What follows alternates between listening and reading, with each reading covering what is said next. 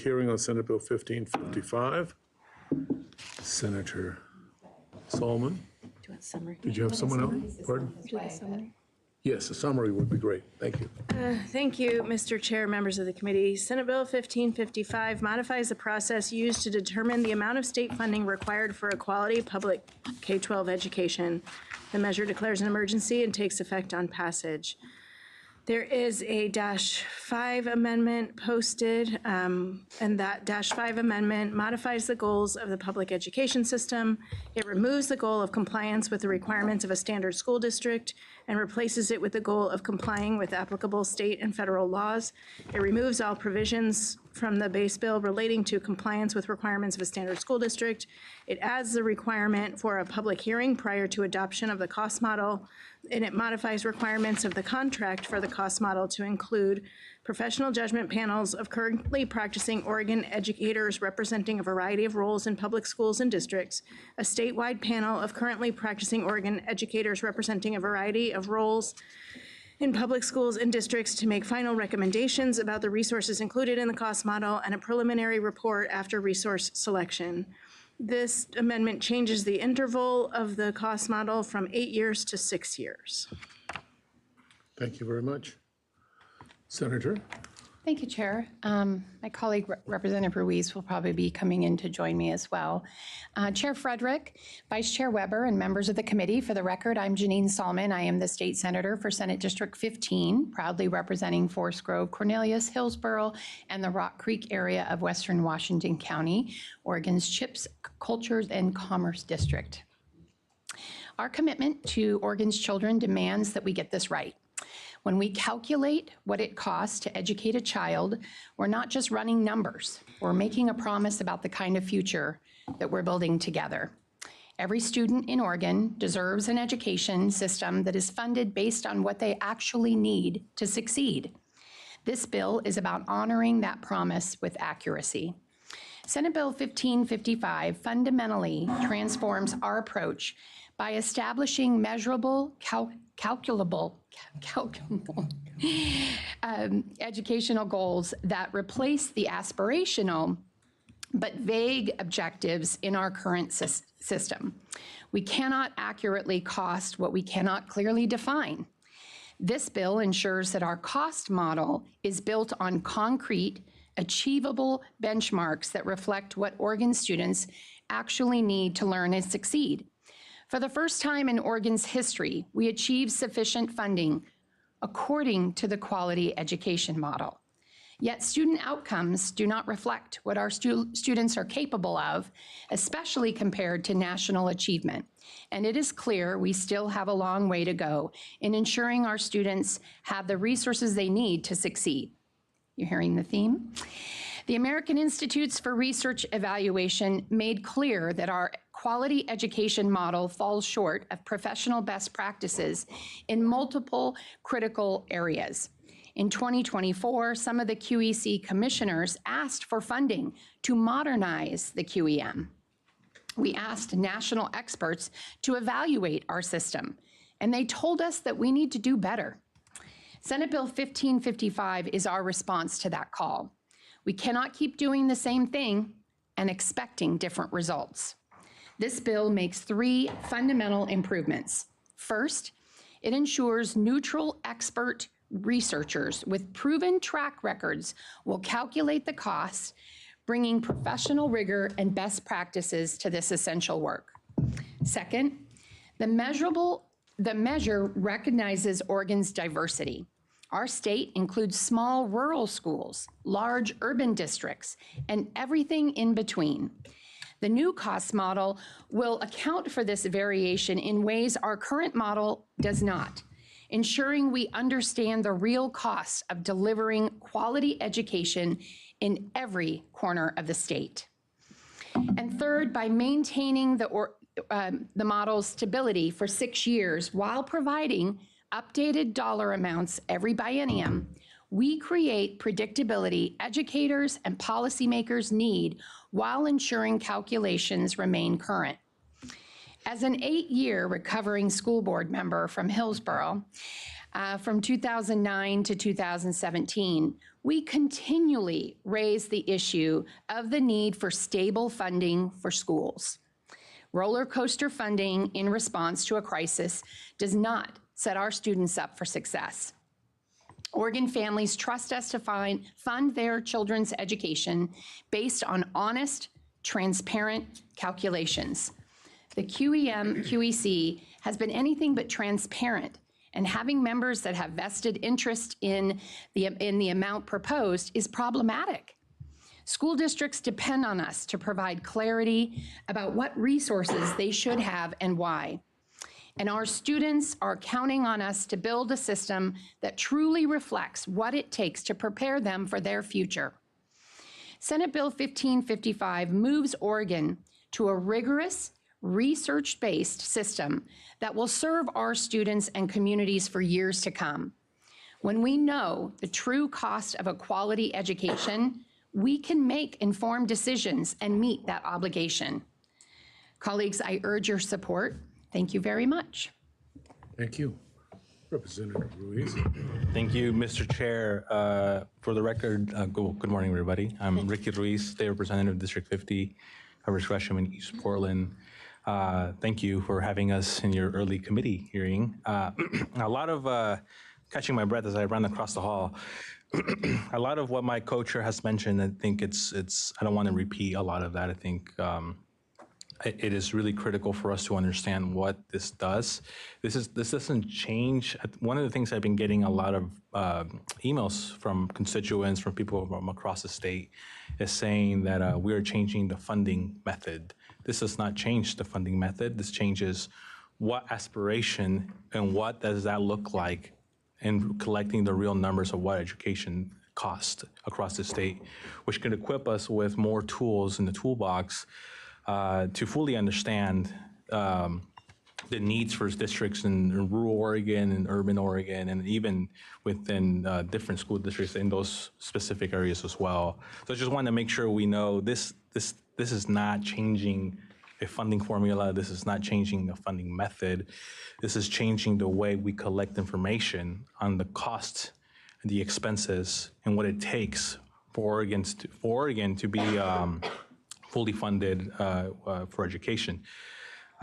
Before I dig into the other information, I just really want to take this moment to thank the work group that has been part of this work during the short session, right prior to the short session. That includes OEA, OSEA, COSA, Foundations for Better Oregon, LPRO, LFO, and of course, Senator Sollman's office. And I feel like I'm missing some.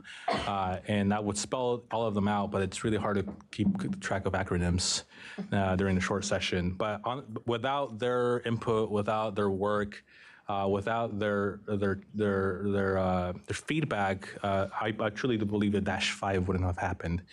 And I believe my co-chair has already covered that. We made a lot of different changes given the feedback from our colleagues who are doing this work on the ground, which include removing standard school language, was something that was brought up during our lovely debate during the Public Appropriations Committee. We took note right away. We made sure that we wanted to address that as soon as possible. Obviously, some of the changes include moving the cost model to refresh it from 8 years to 6 years. That is the feedback that we got. Just knowing that we can update it sooner rather than later. We want to make sure we it keeps pace with changes in costs, workforce conditions, and student needs. That's something we want to make sure we continue to collect. I think some of them, maybe my co-chair has already mentioned, every biennium, there's going to be updates on how the cost model works, but every 6 years is when the reporting happens. I believe that's correct, or not? Yes, it is. We want to make sure that with the -5 amendment, it aligns clear with American Institute Research recommendations, which is a recommendation that citizen now, Michael Dembro, former senator, pushed for during 2023-2024 during that session. So we wanted to honor that, we want to make sure this follows that report that we got. And like I mentioned, it removes standard school district language. There's no impact to Division 22 reporting. It does not disturb existing accountability systems through Senate Bill 141 that we passed during the last session. It does not mandate outcomes, but it does increase, I believe, transparency, credibility, and trust in the process of how we are trying to advocate for the education funding. It gives us as legislators and educators and the public a clear understanding of the real costs and what's driving those costs. It preserves flexibility while improving clarity. And again, I just want to appreciate everybody who's worked on these amendments. And I know there's still ongoing conversations around the next steps, but I really do believe this is phase one of many phases that we need to ensure that we continue to have focus around education. There's no question, I think, I'll be the first one to admit change is hard. But I kind of have a little bit of stake in the game because I have a 4-year-old and she's going to soon join kindergarten.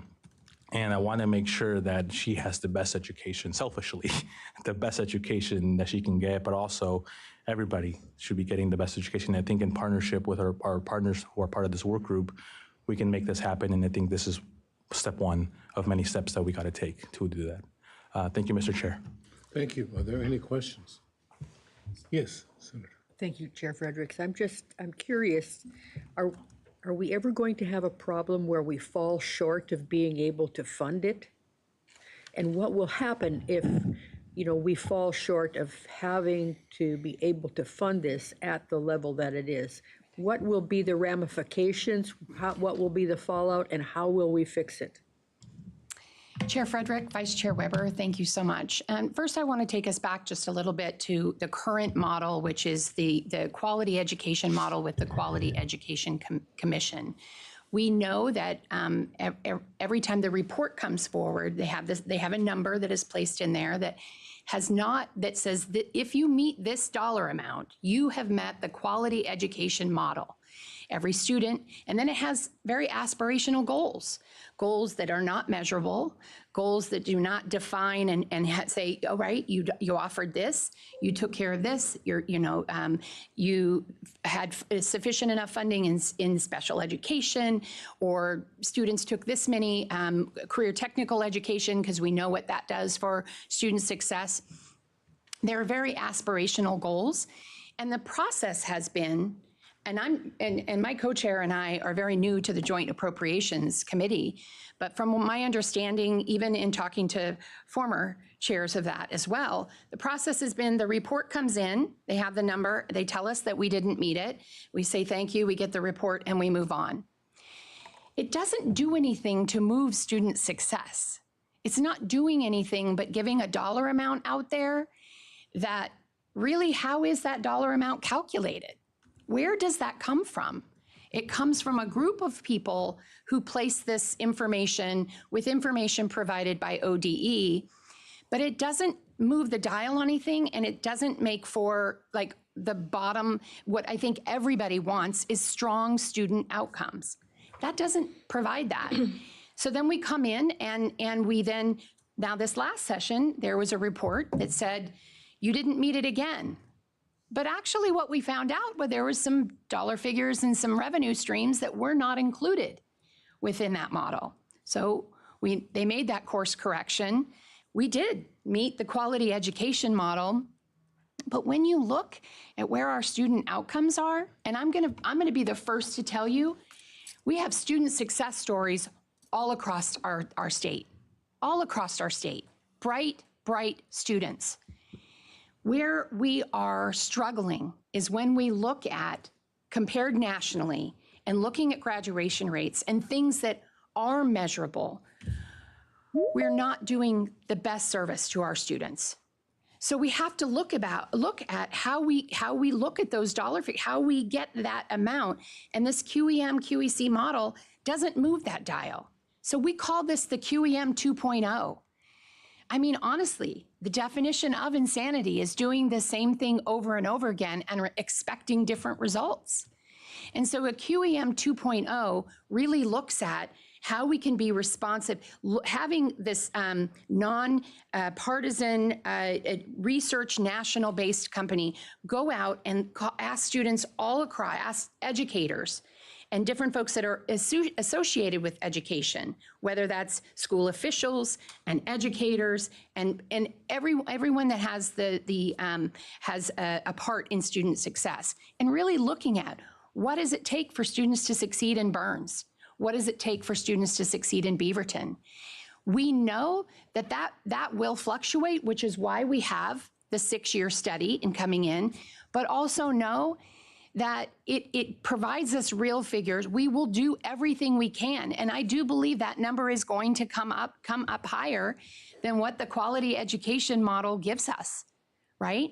And we know that when we talk to school districts, they have a growing number of SPED students, our special education students, or high-cost disability, or what we learned about from Sherwood School District that said, we have this much in school debt in lunches, or this is how much we give for school lunches to provide for our students, because we know when they're fed, we see them succeed.